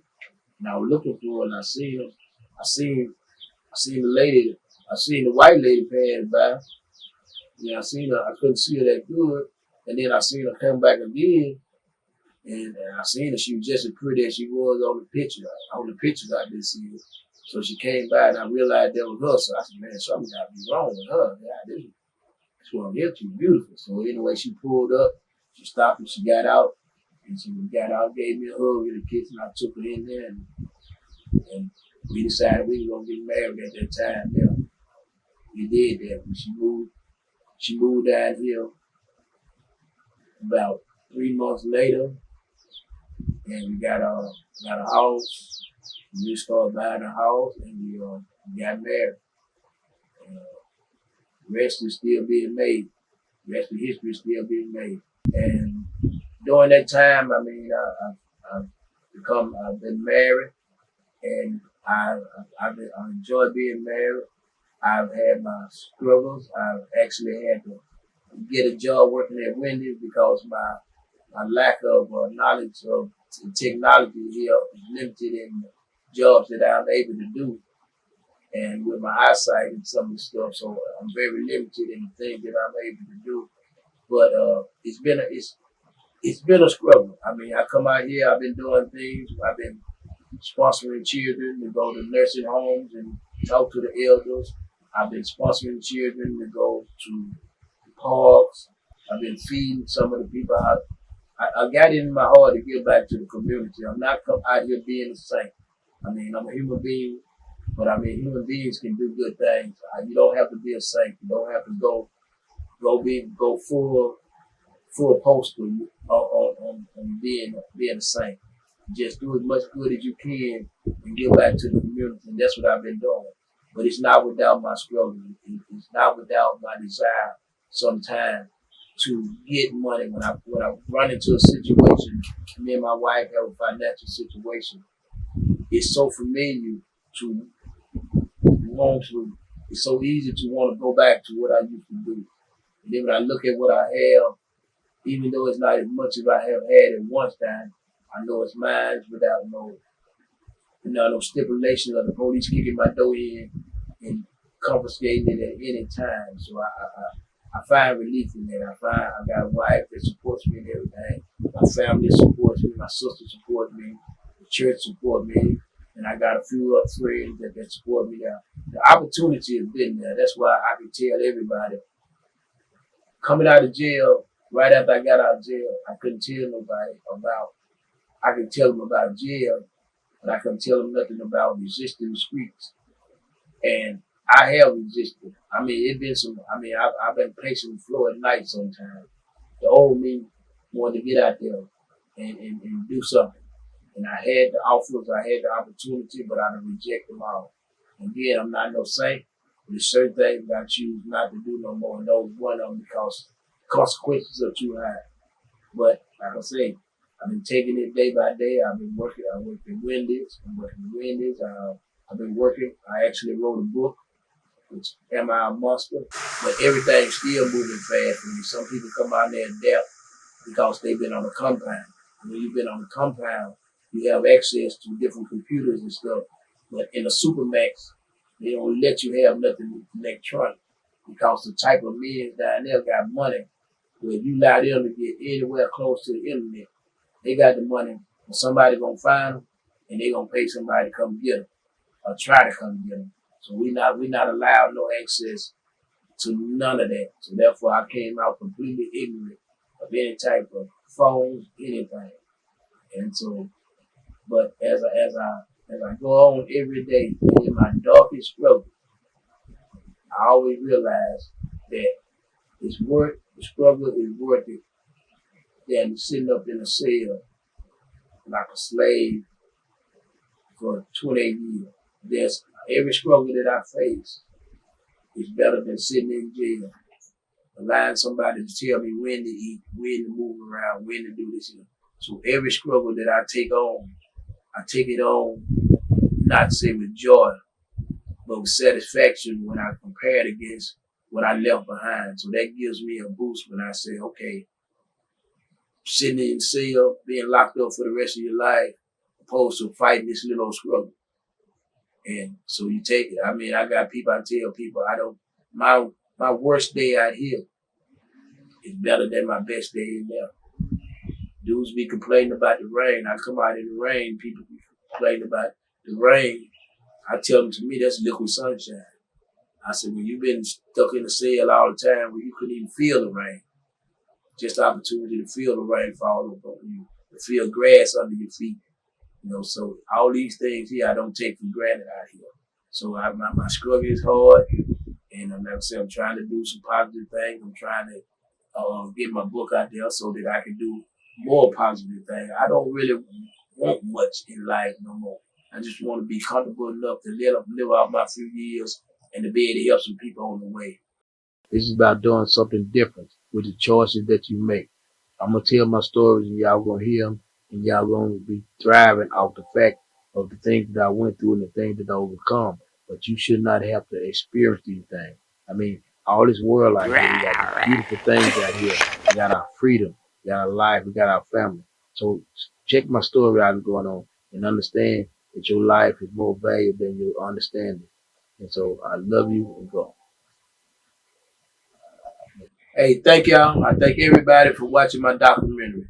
I'm Sebastian Richardson, a.k.a. BammBamm. I got a book out called Am I a Monster? It's on Amazon.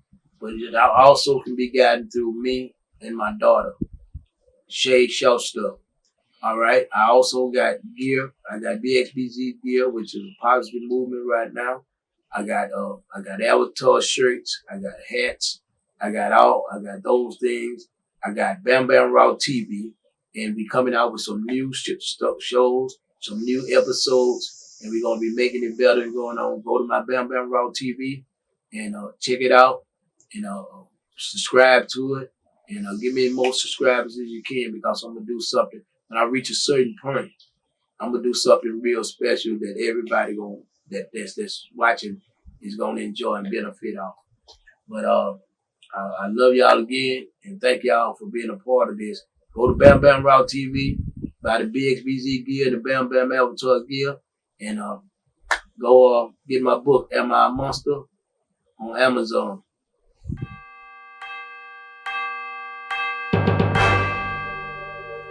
Every man ain't a king, and every man ain't a chief. Somebody gotta be an Indian. You know what I'm saying? I'm about to hit you with that bottom music, bottom music. I'm about to hit you with that bottom music, bottom music. I'm about to hit you with that bottom music, bottom music. I'm about to hit you with that bottom music, bottom music. Say I'ma do this for my city, I'ma do this for Big Jail, I'ma do this for P-Coney, I'ma do this for that lay. I'm about to hit you with that bottom music, bottom music. I'm about to hit you with that bottom music, bottom music. Hey, whole world wanna be kings, 90% of them might be million man march.